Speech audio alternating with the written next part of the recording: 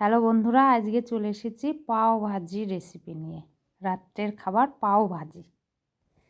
এই যে রান্না করছি, এটা ফুলকপি, আলু, গাজর এই সবজিটা প্রেসারে করে সিদ্ধ করে নিয়েছিলাম। আর এই যে পাওগুলো কিনে নিয়ে এসেছিলাম, ওইটা এই যে সিদ্ধ করে নিয়েছি আমি আগে। এবার এটাকে পুরো তো ম্যাশ করে নিতে হবে, পুরো চটকি ম্যাশ করা, সেই ম্যাশ করা সেটা দিয়ে না করে আমি হাত দিয়ে মেখে নিচ্ছি। আর এখানে বাটার দিয়েছি, একটু সাদা তেল দিয়েছি, তারপরে পেঁয়াজ, কাঁচা লঙ্কা এটা নিয়ে নিচ্ছি। বেশি কিছু দিইনি আমি, আর রসুন টসুন, শুধু পেঁয়াজ আর কাঁচা লঙ্কাটাই দিয়েছি। তারপরে টমেটো, লবণ দিয়ে দিলাম স্বাদ মতো, আর হলুদ দিয়ে ভালো করে এটাকে কষিয়ে নিতে হবে।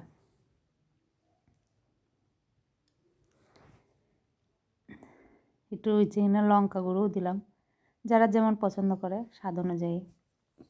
কাঁচা লঙ্কাও দিয়েছি। আর এই পাও ভাজি মশলা কিনে এনেছিলাম, সেটা কেটে রাখলাম, আর অল্প একটু দিলাম। এখন যে ভালো করে এটা মশলাটাকে আগে কষিয়ে নিচ্ছি ভালো করে।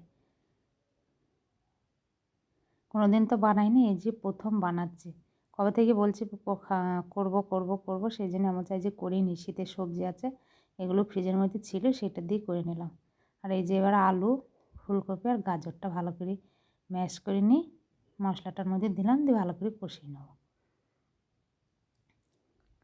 করাটা সহজ, দেখি মনে হয় খুব কঠিন। এই যে এদিকে আবার পাউরুটিগুলো এইভাবে কেটে নিয়ে মাঝখান থেকে বাটার দিয়ে দিচ্ছি, দিয়ে একটু সেঁকে নেব। একটু সেঁকে নিলে তাহলে ভালো লাগবে। আর এই যে বাটার দিয়ে দিলাম, এটাতে লাস্টে একটু বাটার দিয়ে দিলাম। আর দেবো কেশরি, মেথি, আর এটা আর একটু মশলা দিলাম, পাও ভাজি। আর এই যে কেশরি মেথিটা এবার দিয়ে দিচ্ছি, হাতে ঘষে নিয়ে তারপরে দেবো। এইটার সেন্টটাই খুব সুন্দর,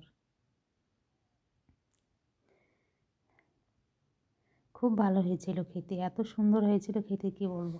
প্রথম বানিয়েছিলাম মনে 2 hours later. করে দিয়ে দিয়েছি বাবুকে।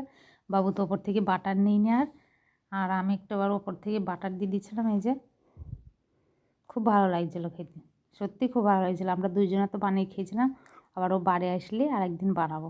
ভিডিও যদি ভালো লাগে অবশ্যই লাইক, শেয়ার, কমেন্ট